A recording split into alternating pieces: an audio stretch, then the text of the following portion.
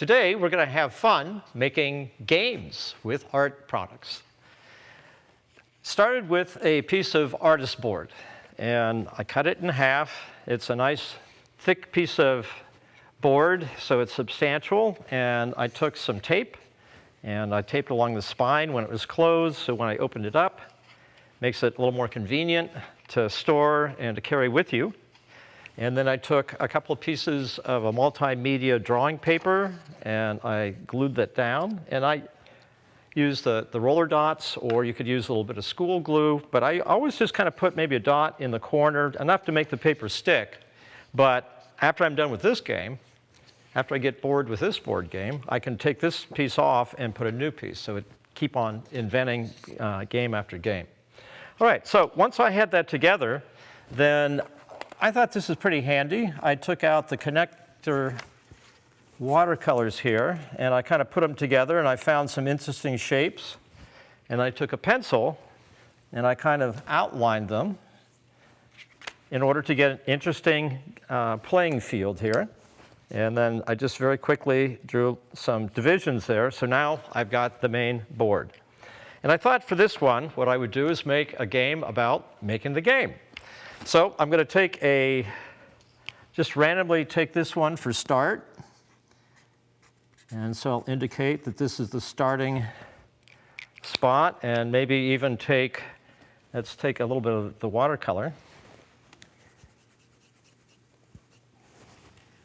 I'm going to paint it with red so you can tell, wow, this is really going to show up here.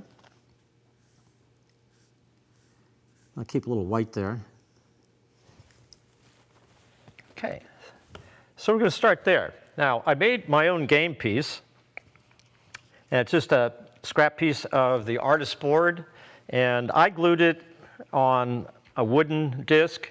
You could also use a button. You could use, you don't necessarily have to make your own game piece. You could just take a little character that you might have from some other place, but this is my starting piece, and I'm going to put him right there.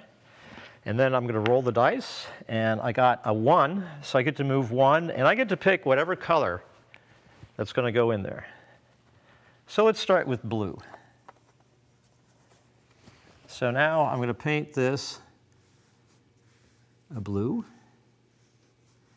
And the rule that I have with this game is that whatever color you use to paint your space, I'll put him off to the side, you can use it on the board. So what we're going to do is paint and draw and create the board at the same time that we're playing it. So since I get to use blue in this case, I'm going to put a lake right in the center of our board.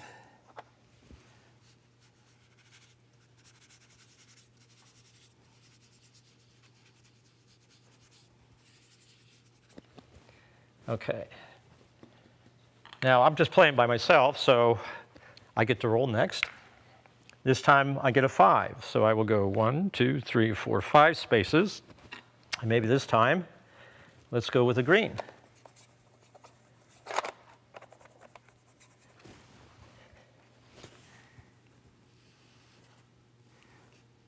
So with this game, even once I get all the spaces painted out, if I still have things, or as a group, if I'm playing with some of my friends, you decide when the game's over when you think that your scene is finished. You can't think of anything else to do to the board.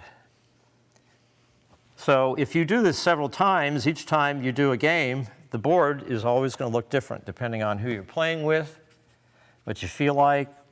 You could pick a theme. In this case, I'm starting to make it look more like a park or something, or some place that you would go to have fun on a nice summer afternoon. Okay, and I think you get the idea. A 2, and I don't always have to use the watercolor. I could use a gel stick.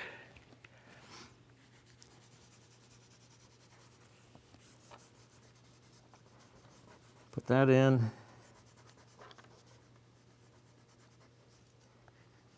I could put some flowers, a whole field of red flowers in through here. I could build characters. You could cut some more shapes out of scrap pieces of your artboard, and you could actually, maybe like a mountain or something, and you could use some of your materials to draw on that, and then glue it so that you actually have a dimensional quality to it. So you can make it into anything you want. Let me do one more. I got another 5. 1, 2, 3, 4, 5. 5 seems to be my lucky number today. Okay. And if I wanted to, I may cut you something too that, let's say, every time you land on this square, you have to smile.